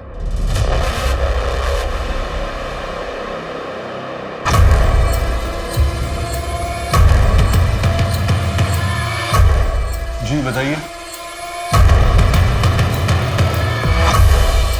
सर, हम यहाँ पुलिस में सरेंडर करने आए हैं।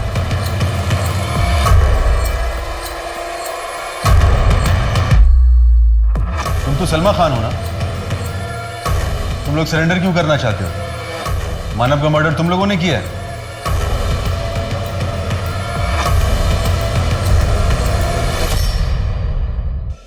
सलमा, क्योंकि तुम्हारे भाई राशिद ने तुम दोनों के खिलाफ कंप्लेन लिखवाई, इसलिए आए हो ना तुम दोनों यहाँ?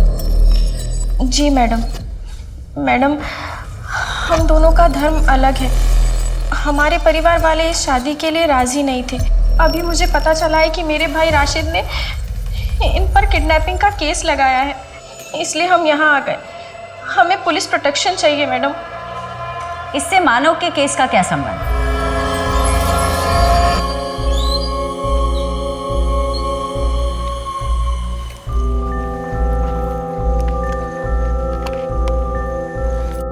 ये ले भाई, 5 लाख है।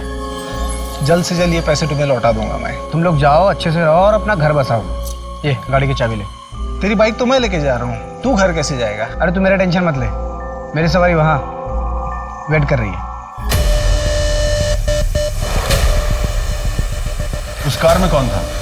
उस कार का नंबर, कलर, मॉडल कुछ याद है? नहीं सर, वो कार बहुत दूर थी, ठीक से दिखाई नहीं दे रहा था, लेकिन शायद उस कार का रंग ब्लैक हो सकता है। वैसे ये हुआ कहाँ था? दौलतगंज वाली रोड पर। दौलतगंज के आसपास का सीसीटीवी कैमरा चेक करवाओ। बाकी के विक्टिम्स के साथ इस मानव का कोई कनेक्शन? मानव का बैकग्राउंड में ऐसा कुछ नहीं मिला। हाँ, कॉलेज टाइम पे जय की एक गर्लफ्रेंड थी, त्रिशा। जय ने उससे शादी करने के लिए अपना घर परिवार छोड़ दिया। ये त्रिशा अपने मौसा मासी के साथ रहती थी। इस जय ने तो अनिका से शादी की थी ना, फिर त्रिशा का क्या हुआ? पता नहीं मैडम, उसके मौसा मासी से बात नहीं हो पा रही है। उनका एड्रेस ढूंढने की कोशिश कर रहे हैं, लेकिन त्रिशा ने पिछले महीने अपने कॉलेज फ्रेंड से बात की थी। उस कॉलेज फ्रेंड ने त्रिशा का करंट लोकेशन बताया है। सिफिलिस मेनिंजाइटिस की वजह से लेफ्ट साइड में स्ट्रोक हो गया। त्रिशा, जय की मौत हो गई और इसी विषय में हमें तुमसे कुछ पूछताछ करनी है। क्या बोलूं मैं? वो तो मर गया और उसकी वजह से मैं भी मर जाऊंगी। बेटा जय का मर्डर हुआ है।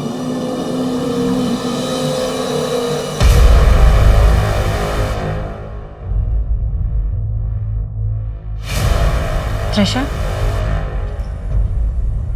ये स्माइली रोका है इसलिए एक्सरसाइज के लिए दिया। ये तुम्हें हॉस्पिटल से दिया गया है या किसी ने ला कर दिया है?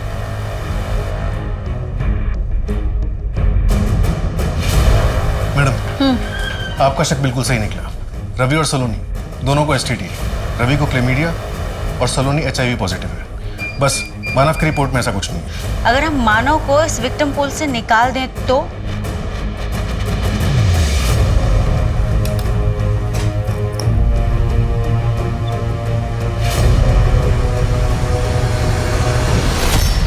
त्रिशा, 3 और लेटर बचे हुए हैं शर्मा। त्रिशा में TRI के बाद, इसका मतलब 3 और विक्टिम होने वाले हैं। लेकिन मैडम, त्रिशा का जय के अलावा और किसी से कोई कनेक्शन नहीं। कनेक्शन है रवि से। रवि का एड्रेस मयूर विहार का है। यहाँ तो मैडम, इनकी फैक्ट्री में एक वर्कर है, उसको एड्स हुआ है। वो भी सलोनी का रेगुलर कस्टमर था। वो भी काफी दिनों से मिसिंग है। और मानव? अभी तक मानव का कोई कनेक्शन नहीं मिला। जी? ये रस्सी तुम्हारी फैक्ट्री में बनती है? जी। ये तुम्हारे घर में लेफ्ट हैंडेड कौन है? मैं हूँ लेफ्ट हैंडेड।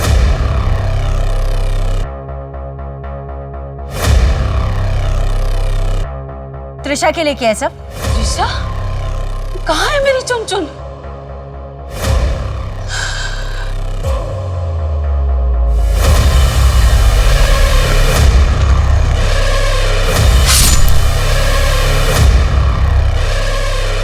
जय को मारने के बाद मैं बहुत खुश हुआ, क्योंकि मैंने एक बुरे आदमी का अंत कर दिया था। रवि मेरे मोहल्ले में मेरे घर के पास रहता था। अगर मैं और भी बुरे लोगों को खत्म कर दूंगा, शायद भगवान खुश होकर मेरी चुनचुन को बख्श दे। तुम जैसे लोगों की मानसिकता पे ना तरस आता है मुझे। तुझे ये नहीं पता कि सारे सिंड्रोम जानलेवा नहीं होते। अगर उन्हें सही समय पर प्रॉपर ट्रीटमेंट दी जाए तो ठीक हो सकते। मानव को क्यों मारा? उसका क्या? उसकी रिपोर्ट में तो साफ साफ लिखा था कि उसे कोई एसटीडी, कोई इस तरह के सिंड्रोम से बीमारी नहीं है। मानव को नहीं मारा। मैंने न्यूज़पेपर में पढ़ा था कि आप लोग उसे मेरा विक्टिम समझ रहे हैं, पर ये सच नहीं है। तो क्या सच है? क्या सच है? मैडम, जब जय की बॉडी यहाँ मिली थी तो फॉरेंसिक टीम ने अच्छे से देखा था, कहीं कुछ नहीं मिला। अब दोबारा यहाँ चेक करने से कुछ नया मिलना मुश्किल है। इस एरिया को चेक किया था शर्मा? नहीं मैडम, इस एरिया को तो नहीं चेक किया।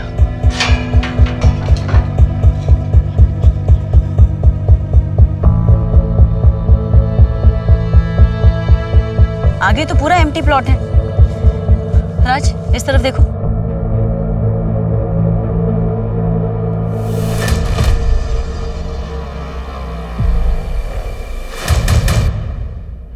ये प्लॉट हमारे क्राइम स्पॉट के बगल में है। यहाँ पे फॉर सेल का बोर्ड लगा हुआ है। ब्लाइंड स्पॉट है, बट एक बार नंबर ट्राई करके देखो, हो सकता है उन्हें कुछ पता हो।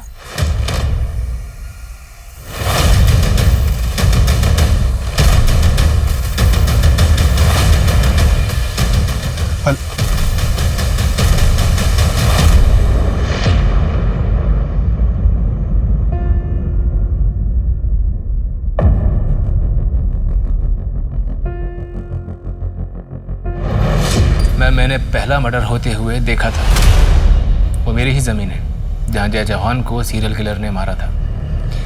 मानव को क्यों मारा? लेकिन मैं आपको बता चुका हूँ, मानव को मैंने ही मारा है। जब मैंने मानव का भूत देखा मैं बहुत डर गया था मैम।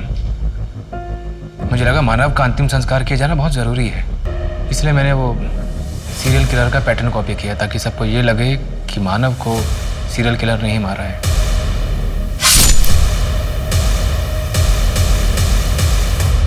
इसके अलावा मुझे आपको कुछ भी नहीं कहना है। प्रकाश, ऐसी कौन सी वजह है जो तुम असलियत छुपा रहे हो?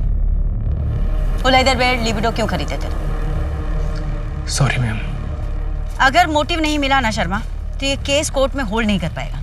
ये प्रकाश जादू टोने में विश्वास करता है ना? हाँ मैडम। जरा इसके परिवार वालों से पूछो। ऐसी रोटी बनाता है तू, ऐसी रोटी बनाता है तू। I'm sorry, गलती से रोटी जल गई। पापा नहीं मानो, मत मारो पापा मानव को मत मारो प्लीज पापा मानव को मत मारो, रोटी मैंने बनाई थी। मैंने बनाई थी तो सजा तुझे मिलेगी। प्रकाश की प्रॉपर्टी बिजनेस सब में फर्स्ट ओनर मानव है। प्रकाश के घर के नेम प्लेट पर भी मानव का नाम पहले है। इससे ये तो साबित होता है कि मानव और प्रकाश एक दूसरे की ढाल थे। मुझे नहीं लगता शर्मा कि पैसे या प्रॉपर्टी के चक्कर में प्रकाश मानव को मार सकता है। इसके पीछे की सच्चाई कुछ और है, कुछ बड़ा। हेलो, क्या ठीक है, रिपोर्ट भेजो। क्या हुआ? मैडम, मैंने कब से फैमिली के बारे में एक चेक करवाया था। 11 अप्रैल को जया को सिविल हॉस्पिटल में भर्ती किया गया था। Madam, what? जया का रेप हुआ था? और फिर वो मुझे ब्लैकमेल करने लग गया और कई बार मेरा रेप किया। जब हालत बहुत ज्यादा बिगड़ गई तो मुझे हॉस्पिटल जाना पड़ा।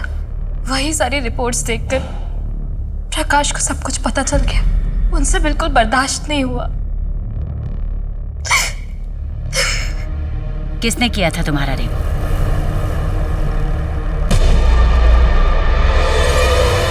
मानव, क्या बात है? कुछ चाहिए था? भाभी, मुझे आपसे कुछ कहना है। हाँ बोलो। भाभी, मुझे ना आपकी जैसी वाइफ चाहिए थी, जो आपके जैसे सुंदर हो, पढ़ी लिखी हो, घर का पूरा काम अकेले संभाल ले। वो गंवार पारुल से मुझे शादी नहीं करना चाहिए था। मैम प्लीज़, मेरी आपसे एक विनती है, आप इस बात को बाहर मत आने दीजिएगा।